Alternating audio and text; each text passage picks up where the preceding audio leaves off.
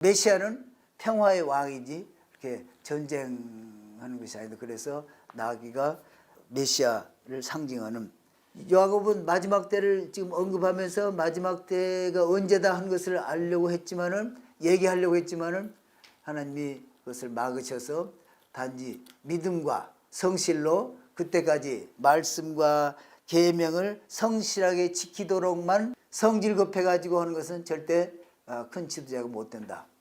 그렇게 얘기하는 정통 유태인 랍비를 만난 적이 있습니다. 한국은 특별히 하나님의 부름받은 날, 그 자식이 자라면은 그 아버지, 할아버지 이런 위대한 할아버지와 자식 아비를 두어서 이 아들이 그렇게 귀한 일을 했다, 이렇게 축복을 하고 또 칭찬을 하고, 자식이 악한 짓을 하면은 그 아비가 이렇게 나쁜 짓을 해서 이렇게 나쁜 아들이 됐다, 이렇게 야곱이 볼 때 이 두 아들로부터서 아주 악한 왕들이 이렇게 나오는구나 하는 것을 봤다는 거죠. 그래서 므낫세로부터서는 지금 므낫세로부터서는 예후가 나오고 또 그의 아들이 나오고, 그리고 에브라임으로부터서는 여로보암 왕과 아합 왕이 나오는. 그래서 에브라임은 토라를 늘 연구하고 가르치고 그래서 큰 사명을 받은 자다. 그래서 에브라임이 하나님 옆에서 더 큰 축복을 받도록 복음이 땅까지 전파되고, 그리고 유태인들이 다시 돌아와서 나를 왕으로 인정하고 환영하면 내가 나를 다시 본다.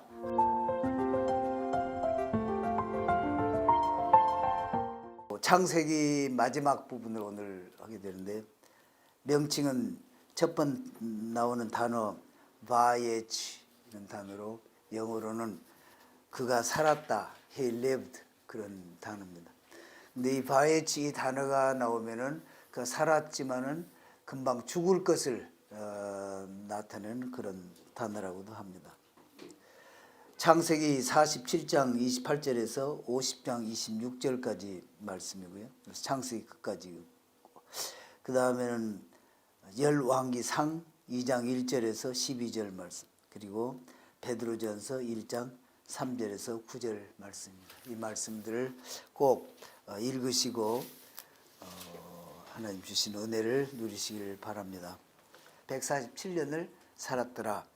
130세에 내려왔으니까 17년을 그 땅에서 더 사는 것입니다.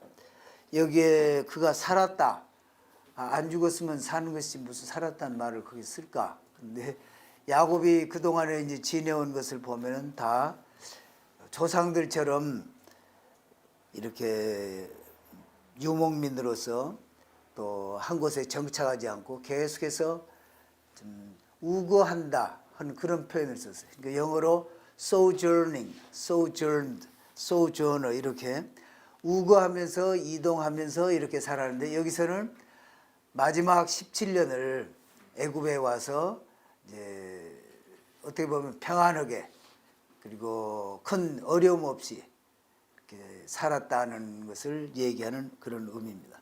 축복으로 다 이루어진 것이지만, 그러나 하나님의 인도하심을 받아서 이름이 이스라엘로, 지금 이스라엘이라는 이름이 야곱으로부터서 얻게 된 거고, 그리고 아브라함, 이삭 이렇게 하나님 축복으로 고향 땅을 떠나서 그곳에 와서 앞으로 이러이러한 일이 이루어질 것이다, 내 후손이 별들처럼 또 바닷가의 모래처럼 많게 될 것이다, 그렇게 말씀하셨지만은 실제로 야곱 때 와서 아들을 12이나 낳는, 그리고 야곱이 애굽에 내려올 때 70인이나 되고, 그 자손들이 지금 아주 그때 당시로 보면은 요셉 슐람 장로님 얘기로는 지금의 미국과 같은 나라다. 그때 애굽이란 나라가 그것에 와서 자손들이 번창하게 되는 그러한 것을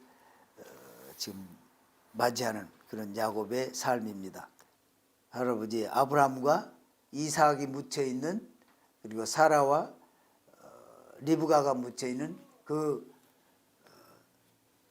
막벨라 굴에 나를 장사해라.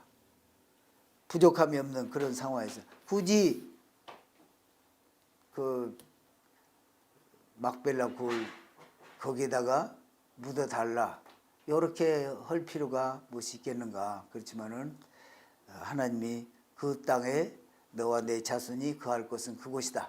그래서 이스라엘 사람들은 아브라함 이후로 항상 이스라엘, 그 내 고향, 그 땅, 약속의 그 땅. 그래서 그것을 늘 생각하는데 지금도 마찬가지고, 그래서 전 세계에서 유대인들이 그 땅으로 돌아오는데 하나님이 주신 마음이기 때문에 그럴 것 같아요. 생각해 하셔서 오늘날까지도 이스라엘의 피 가운데는 이스라엘 땅과 연결이 돼 있다. 그래서 이스라엘 사람들이 스스로 그렇게 얘기하시는 것을 볼 수 있습니다. 그러면서 나를 거기에 묻게 해달라고 맹세를 하라. 왜 맹세를 하게 했을까?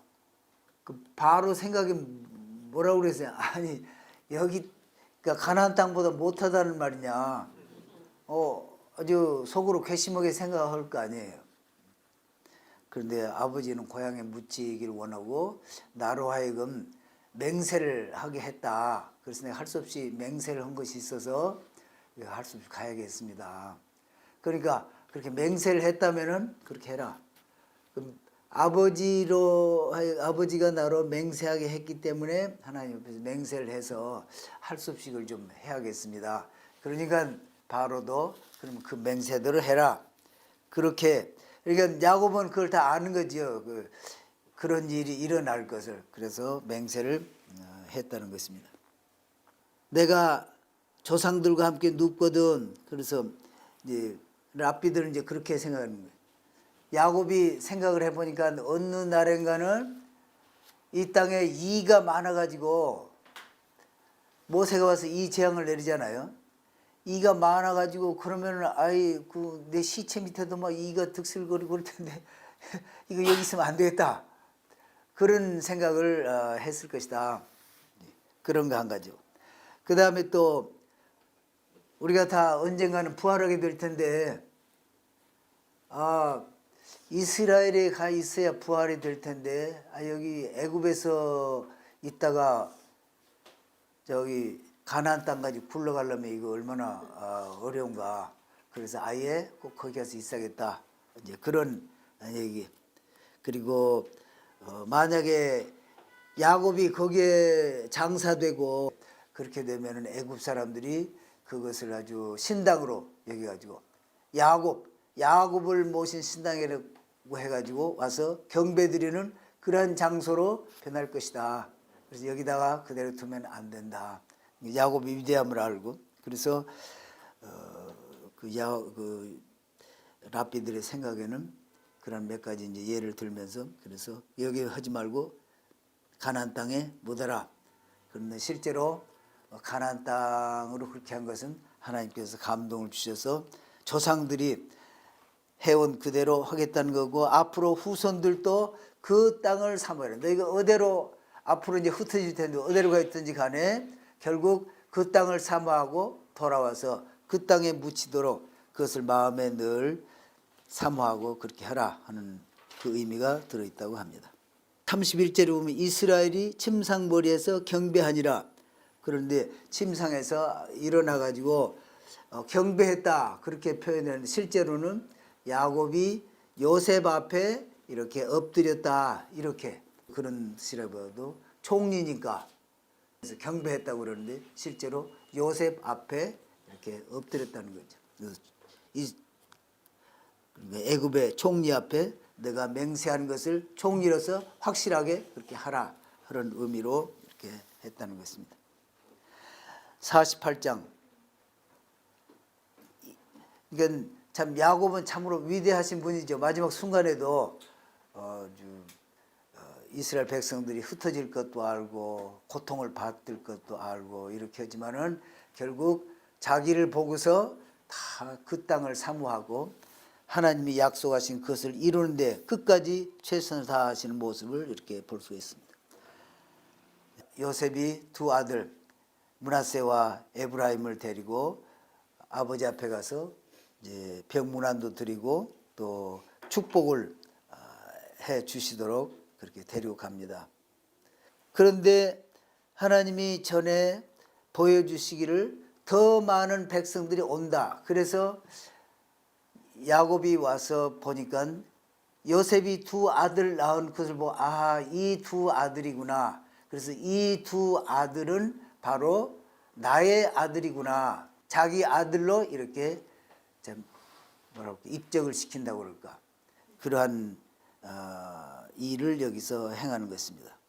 그래서 내가 애굽으로 와서 내게 이르기 전에 애굽에서 내게 낳은 두 아들 에브라임과 므낫세는 내 것이라.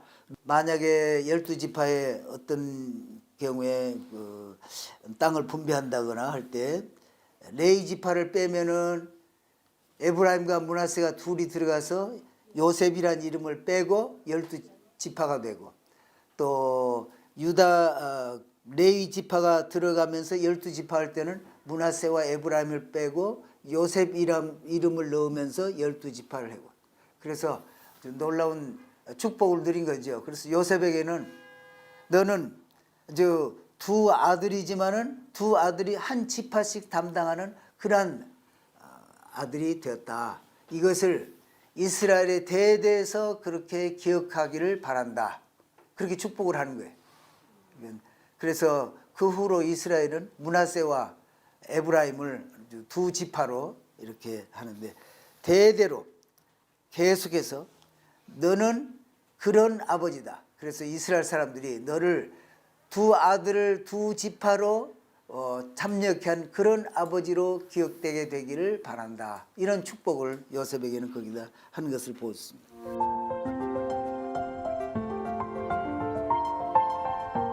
야곱이 보니까 요셉의 마음속에 뭔가 기분이 안 좋은 그런 것을 느낀 거예요. 아니, 자기 어머니 라헬은 그냥 도중에 오다 죽으니까 그 길가에 묻어놓고 여기까지 내려와서 나는 조상들의 무덤에다 이렇게 안치해라, 무덤을 허라, 그런 것을 아는 거예요. 그래서 야곱이 그런 것을 감지를 하고 이제 변명을 이제 여기다 하는 거죠. 그러면서 거기에 묻은 이유는 하나님이 나를 그곳에서 나보고 라헬을 거기 묻으라고 그래서 묻은 것이다. 그렇게 지금 변명을 하고, 또 토라의 법으로 보면은 그 땅에서는 자매를 결혼하라고 하는 것이 금어져 있으니까 레아만 거기에 부인으로, 정식 부인으로 들어가고 라헬은 들어가지 않는 그런 거였지만은 지금 하나님이 그렇게 명령을 하셨다. 랍비는 그렇게 설명을 하고, 또 하나님이 그렇게 명령하신 것은 라헬이 나와서 지나가는 백성들 보고 울면서 하나님께 간구해서 포로로 잡혀가지만은 긍휼을 베푸시옵소서, 그렇게 기도하도록 하나님께서 그렇게 하신 것이다. 그래서 여기 보면은 열왕기 하 25장 8절에 한번 보시겠습니다. 기도를 들으시고 라헬이 울며 기도하는 것을 들으시고 대적들의 땅에서 풀려서 다시 돌아온다, 이렇게 응답을 하셨다 하는 것을 얘기를 합니다. 누구냐? 깜짝 놀래서, 그들이 이제 므낫세와 에브라임인 줄 알겠지만은 이 당시의 상황은 야곱이 볼 때 이 두 아들로부터서 아주 악한 왕들이 이렇게 나오는구나 하는 것을 봤다는 거죠. 그래서 므낫세로부터서는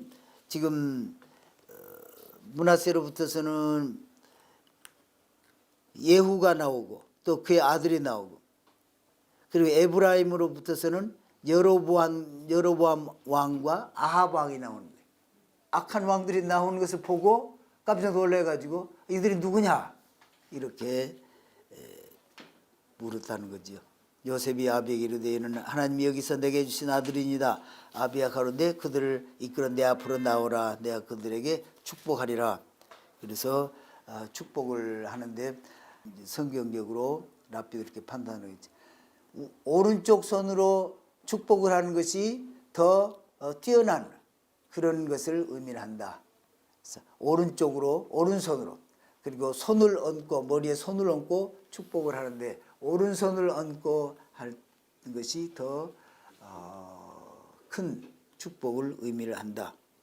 그리고 에브라임이 이 야곱의 안목으로 봐도 그러니까 예언적인 안목으로 이렇게 보니까 에브라임이 큰 자가 될 테니까 하나님이 태어나게 하실 때 다들 어떤 역량을 가지고 태어나는데 그 역량을 발휘를 하려면은 하나님의 축복이 있어야 그 역량을 제대로 발휘를 해서 그 미션을 완수할 수 있다. 그래서 큰 사람에게는 하나님 이름으로 크게 축복을 받아야 그 일을 감당할 수가 있는 것이다. 이렇게 설명을 합니다. 그래서 에브라임은 토라를 늘 연구하고 가르치고 그래서 큰 사명을 받은 자다. 그래서 에브라임이 하나님 옆에서 더 큰 축복을 받도록. 그리고 므낫세는 요셉을 도와서 정치적인 활동을 주로 했다고 합니다. 요셉을 위해서 축복하면서 조상들의 이름으로 보통 얘기를 할 때 잘하면은 그 자식이 잘하면은 그 아버지 할아버지 이런 위대한 할아버지와 자식 아비를 두어서 이 아들이 그렇게 귀한 일을 했다 이렇게 축복을 하고 또 칭찬을 하고 자식이 악한 짓을 하면은 그 아비가 이렇게 나쁜 짓을 해서 이렇게 나쁜 아들이 됐다 이렇게 일반적으로 얘기를 한다는 거죠. 그래서 아브라함과 이삭과 야곱의 이름으로 불려지는 그런 아들이 그런 자손들이 계속 이 아들을 통해서 나오기를 원합니다. 이렇게 축복을 하는 것입니다. 그리고 20절에 보면 그날 이스라엘 사람들은 이 말씀에 근거해서 항상 자기 자식들을 축복을 한다는 거예요. 이루어진 일들을 볼 때 아비가 자식을 축복하는 것이 그렇게 중요하다는 것을 이스라엘 사람들은 다 아는 거예요. 그래서 기회가 되면은 축복을 하는데 8일째 할례 행할 때 할례 행하는 그 아들 향해서 에브라임 같고 므낫세 같기를 원하노라 그렇게 축복을 하고 또 매 안식일마다 아비가 자식을 기도 셔울로 이렇게 덮으면서 에브라임 같고 므낫세 같기를 원하노라. 그러면 딸은 어떻게 했냐? 딸은 그러니까 딸에게 얘기할 때는 너는 하나님께서 너는 사라와 같고 리브가와 같고 라헬과 같고 레와 같기를 되기를 바라노라. 그렇게 축복을 한다. 에브라임과 므낫세. 그러니까 에브라임과 므낫세는 실제로는 이집트 사람하고 혼혈이잖아요. 그런데 그 바쁜 중에도 요셉은 항상 토라 공부를 한 사람이기 때문에 자식들에게 이스라엘 교육을 시켰고 또 그것에 준해서 애굽 사람이지만 엄마가 애굽 사람이지만은 남편에 의해서 따라서 그렇게 자식들 잘 길렀기 때문에 와서 좀 야곱이 보니까 아주 훌륭하게 잘 길렀구나. 그래서 이 아들처럼 되기를 원한다. 그러니까 자자손손이 누구든지 이스라엘 사람들은 자기 자식을 낳으면 에브라임과 므낫세 같기를 원하노라. 그 축복을 하니까 모범되게 잘 사는 거지요. 계속해서.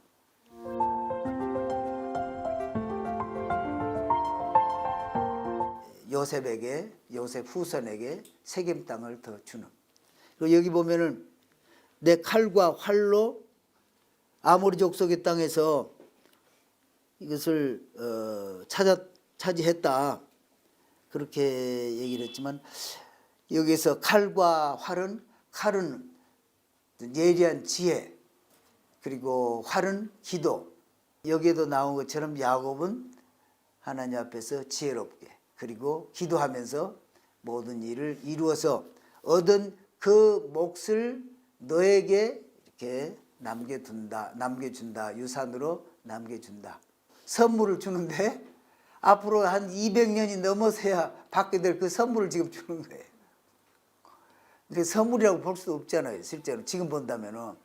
그러나 하나님을 믿고 이루어질 것을 보니까 그 선물, 그리고는 200년 후에 실제로 가서 그 땅을 차지하는, 얼마나 놀라운 일이에요. 다른 나라에서는 있을 수가 없는 거지요. 세상에서. 예수님이 또 2000년 전에 기록된 대로 오셨고 다시 기록된 대로 또 오셔서 이루시면서 약속하시는 것을 다 이룰 것을 지금 보기 때문에 우리가 이스라엘 회복을 위해서 이렇게 활동을 하고 있는 거지만, 그러한 것을 볼 수 있는 안목이 있는 우리는 참 행복한 거지요. 그렇죠? 그리고 또 그것을 믿음으로 받아들이고 요셉이 아멘하고 받아들여서 세겜 땅을 나중에 그 후손이 차지하고, 그리고 49절에 보면 야곱이 그 아들들을 불러 이르되 너희는 모이라. 야곱이 그 아들들을 불러. 단어를 쓴 것은 이 단어를 사용해서 한국을 그렇게 얘기를 많이 하더라고요. 한국도 보면은 코리아잖아요. 코리아. 여기서 자음만 써보면은 K하고 R하고 그 다음에 A. 그래서 여기 코프인데 K, 렛인데 R, 여기는 A. 그래서 코리아. 코리아도 부름받은 나라다. 코리아, 코라. 뭐 그래서 그렇게 얘기하는 정통 유태 랍비를 만난 적이 있습니다. 한국은 특별히 하나님의 부름받은 나라. 코리아. 전에부터 고려 뭐 그 단어로부터 뭐 코리아 이렇게 나왔다면 전에부터서 코리아가 나온 거예요. 그래서 하나님의 뜻을 이루는 주님 오실 때 그런 면에서 그게, 특별히 최근에는 뭐 지금 이스라엘과 한국이 군사 동맹을 맺는다고 어제 엊그제 뉴스에 그러더라고요. 닥칠 불행한 일, 이런 것을 얘기하는데 여기에 말하는 그 원문은 그냥 알레프를 써가지고 앞으로 일어날 일, 이렇게 얘기를 했다는 것입니다. 그래서 너희는 들으라. 여기 지금 내가 너에게 앞으로 일어날 일들에 대해서 얘기를 하겠다, 이런 말씀을 지금 선포를 하고,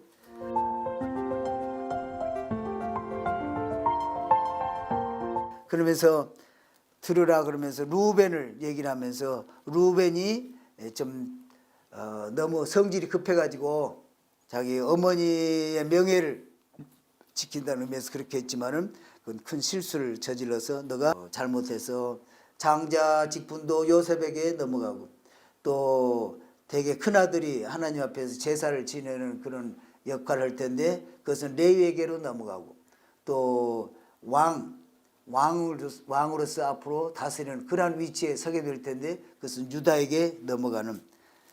그래서 여기서 랍비들이 가르치는 것은 지도자가 될 사람은 어떤 일을 할 때 미리서 생각하고 그 결과도 생각하면서 해라. 성질 급해가지고 하는 것은 절대 큰 지도자가 못 된다. 이렇게 얘기를 하고 있습니다. 또 시몬과 레위는 다른 아들들은 한 사람씩 축복하고 이런데 시몬과 레위는 축복을 하나도 안 하고 너희들이 아주 모의를 해가지고 아버지를 근심케 했다. 칼은 잔해하는 기계로다, 이렇게 했는데 원문을 보면은 그런 얘기가 아니고 그들의 웨폰은, 그들의 그 뭐랄까 병기, 무기는 스톨른 크래프트, 그러니까 도적질 해온 그런 교묘한 술책이다, 이렇게 표현을 했어요. 대적하는 그러한 일들. 그래서 내호나 그들의 모의에 상관하지 말지어다. 이것은 시몬이 그렇게 좀 모압 여인들 이렇게 가서 음란하게 행하고 해가지고 많이 일시에 한 2만여 명이 죽는 그런 결과도 나오고, 사막에서 또 레위 지파에서는 고라가 모세와 아론을 대적해가지고 일어났다가 아주 한 250명이 일시에 땅속으로 꺼지는. 그래서 내호나, 그러니까 나는 그 일에 일체 관여하지 않게 되기를 바란다, 이러면서 예언적인 선포를 합니다. 그리고 7절을 해가지고 그들이 잘못을 했지만은 시몬과 레위를 그 사람을 저주하지는 않고 그들의 노염과 분기만을 이렇게 저주하는,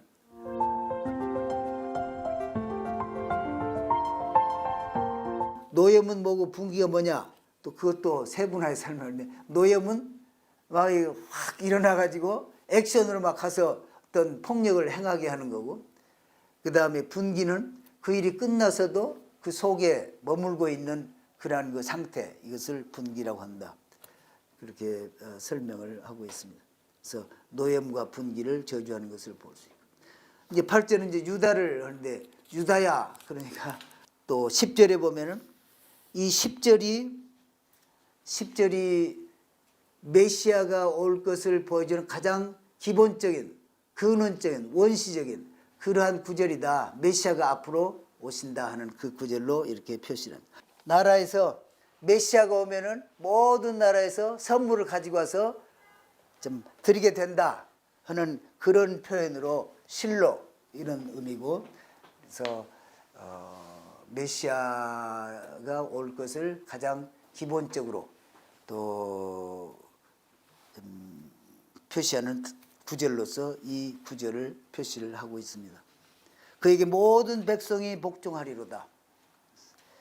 예, 지금 그런 나라가 점점 가까이 오고 있습니다. 그리고 11절에 보면 나귀가 메시아하고 연결된 단어다.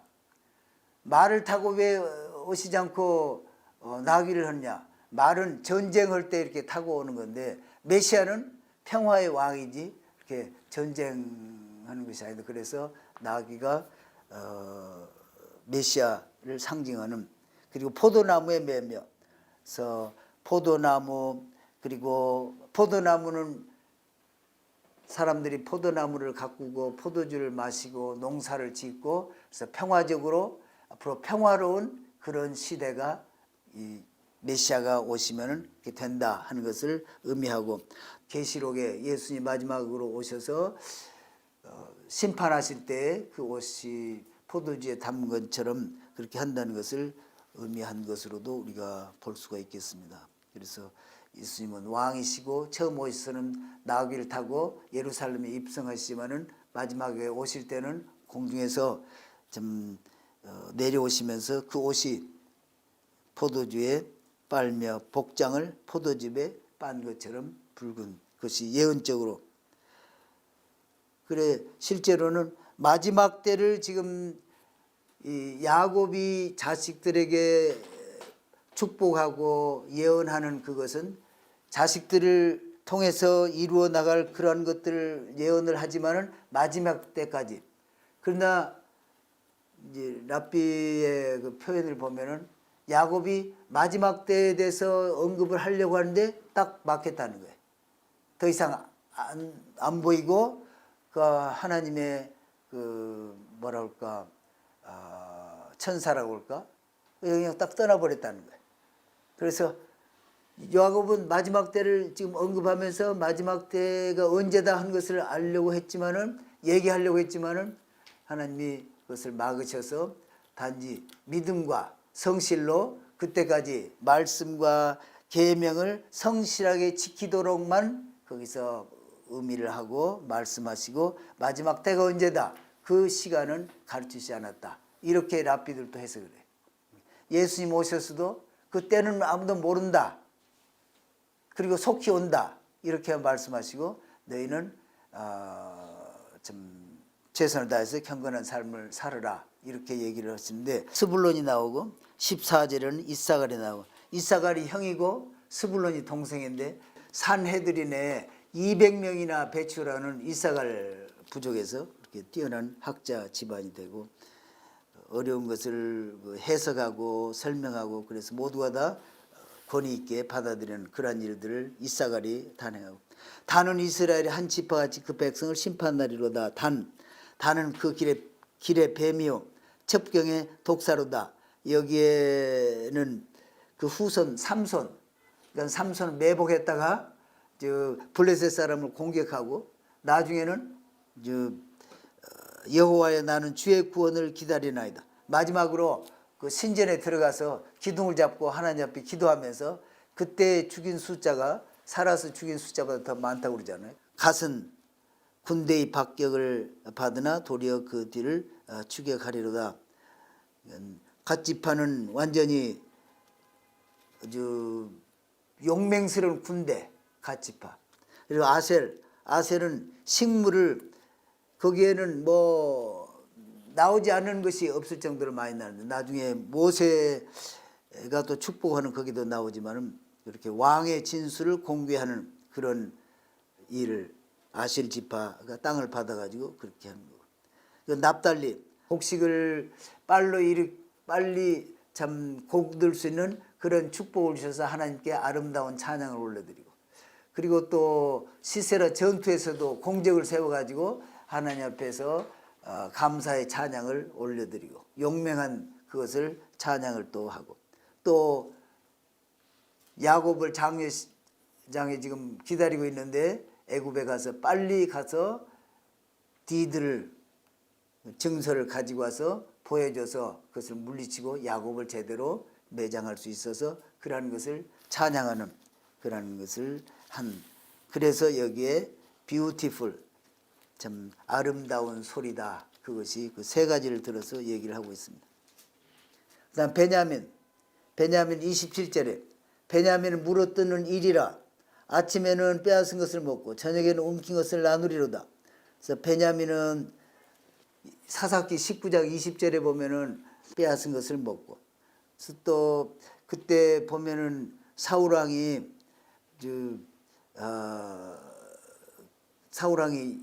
그 모압 지방이라든지 블레셋이라든지 이렇게 가서 전쟁에 승리를 하는 것을 볼 수 있어요. 그래서 처음에는 잘 했지요. 그 다음에 저녁에는 움킨 것을 나누리로다. 저녁에는 이스라엘이 포로로 잡혀가 가지고 그 아하수에로 왕 그 궁에 모르드게와 왕비 에스더가 있는 그 사건 우리가 잘 알잖아요. 그 에스더. 그 모르드게가 베냐민 지파인 거예요. 그래서 그 어려웠을 때 그것들을 이제 저녁으로 표시하고 분량들을 다 이렇게 주시는데 그 분량을 온전히 다 이루도록 이렇게 하나하나 축복을 하셨다, 이렇게 얘기를 합니다. 그리고 마지막으로 요청하는 것은 우리 부여자와 함께 장사하라. 막벨라 굴이 어디에 있는데 거기 가서 나를 장사하라, 이렇게 얘기를 해서 마지막으로 다시 한번 부탁을 하는 장면이 나옵니다. 50장 1절에 보면 요셉이 33절에 야곱이 이들에게 명하기를 마치고 그 밭들 침상에 거두어 기운이 지나여 그 열조에게로 돌아갔다. 죽었을 때 요셉이 엎드려서 그 아비 얼굴에 굽혀 입을 맞추고, 그리고 그러니까 이 1절 말씀은 하나님이 야곱에게 말씀하셨던 그 말씀을 이루시는 거예요. 내 아들 요셉이 내 눈을 감기우리라. 그런데 그 장면을 지금 성취하신 것을 보여주기 위해서 이 말이 이렇게 기록되어 있다, 이렇게. 그리고 2절에 보면 요셉이 할 수 없이 거기에 좀 따르고, 그리고 거기까지 올라가는 동안에 오랜 시간이 걸리니까 곡하는 그런 기간도 있고, 그래서 그대로 따랐다. 실제로 이스라엘 사람들은 의인일수록 시체가 그렇게 빨리 썩지 않는데요. 그러나 이때는 그대로 따라서 그 사람들의 의심과 또 비난을 받지 않기 위해서 그렇게 했다. 그리고 11절에 보면 그 땅 거민 가나안 백성들이 아닷 마당의 고통을 보고 가로되 이는 애굽 사람의 큰 애통이라 하였으므로 그 땅의 이름을 아벨 미스라임이라 하였으니 곧 요단강 건너편이더라. 해석을 하기는 애굽이 당할 큰 고통을 지금 고통이 올 것을 보고 좀 애통해하는 그런 모습이다. 그러니까 애굽 사람들이 야곱이 살았을 때는 야곱이 그곳에 오므로 기근도 끝나고 축복도 임하고 그렇게 위대한 사람이었다는 많은 사람들이 아는데, 그 사람이 가고 나서 그 뒤로 야곱의 가르침을 따르고 잘했으면은 이 애굽이 좀 계속해서 세계적인 국가로 번성을 했을 텐데 그렇지 않고 야곱이 떠나고 요셉이 죽고 12아들이 죽고 난 다음에는 아주 핍박하기 시작을 해가지고 이스라엘 사람들을 노예로 부르게 함으로써 나중에 모세가 나타나서 애굽의 군대가 거의 멸절되다시피 하고 장자들이 다 죽게 되고 가축도 다 죽게 되는 그런 그 슬픈 비참한 역사가 나오는데 그것을 보고 여기 애곡하는 그 애곡이다 이렇게 설명을 하고 있습니다. 그리고 마지막으로는 이제 장사하고 돌아오니까 형들이 두려운 거예요. 요셉이 그들에게 이르되 두려워 마소서 내가 하나님을 대신하리까 당신들은 나를 헤아려 했으나 하나님은 그것을 선으로 바꾸사 악을 선으로 바꾸신 분은 하나님이시고 이 모든 것은 다 하나님으로부터 나온 것입니다. 그러면서 그들을 위로하는 그리고 참 화해하는 그런 것을 아버지가 죽었을 때에도 다시 한번 이렇게 하는 것을 볼 수 있습니다. 계속해서 잘 자녀들도 기르고 다 돌보겠습니다. 그리고 22절에 보면은 요셉이 그 아비의 가족과 함께 애굽에 거하여 110세를 살며 에브라임의 자손 3대를 보았으며 므낫세의 아들 마길의 아들들도 요셉의 스라에서 양육되었더라. 마길이 특별히 여기 나오는데 이 다음에 또 나오죠. 그래서 아주 자자손손을 이렇게 보면서 영화를 누리면서 잘 살았다. 이건 좀 놀라운 축복 가운데 살았는데 요셉이 24절에 여기에 하나님이 너희를 권고하신다 이런 표현인데 하나님이 너희를 기억하신다. God will remember you. 너를 하나님이 기억하신다. 하는 때가 온다. 그러면서 25절에도 요셉 내 시체를 메고 가라. 그러니까 야곱은 죽자마자 이렇게 가나안 땅에 묻었지만 요셉은 거기서 차마 가지고 갈 수는 없지요. 종리까지 지내고 그런 판에. 그리고 또 한 가지는 그 백성들이 남아가지고 지금 노예로 고통을 몇백 년을 받을 텐데 거기에 요셉이 거기에 있으므로 그 요셉을 생각하면서 자기들 고통을 참을 수 있다는 거죠. 그래서 거기에 요셉을 거기다 좀 관에다가 넣어서 보존을 했고 그러나 때가 온다. 하나님이 너희를 기억하시는 때가 온다. 그래서 너희를 구원하는 때가 언제냐? 누군가 나타나서 하나님이 너희를 기억하고 계신다. 이런 말을 하는 자가 나타나면은 그때가 너희가 떠날 때다. 이렇게 하는데 거기에 출애굽기 그 다음 페이지에 보면 그러니까 모세 이전에도 그런 표현을 쓴 사람이 없고 그 이후에도 그 표현을 쓴 사람이 없다는 거예요. 그래서 이제 이 시대 표현으로는 이스라엘 백성들 가나안 땅에서 구출하는 그 키워드, 패스워드가 뭐냐? 하나님이 너희를 기억하신다. 그 말이라는 그 말을 200 몇십 년 후에 모세가 와서 그 말을 하는 거예요. 다른 말 안 하고. 우리가 돌아보면은 야곱이 예언하신 대로 유다에게서 다윗 왕이 나오고 솔로몬이 나오고 이스라엘 가운데 가장 전성기 시대의 왕이 나왔고 또 황금 시대를 이루는 이런 솔로몬 왕이 나왔고 그 다음에 쭉 계속되다가 거기에서 메시아가 오신다.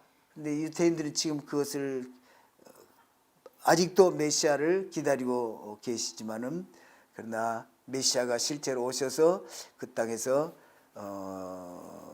예언대로 오셨고 또 그 소식이 땅까지 전파됐고 그래서 우리가 읽은 그 베드로 전서에 보면 메시아가 예수님이 다시 오신다.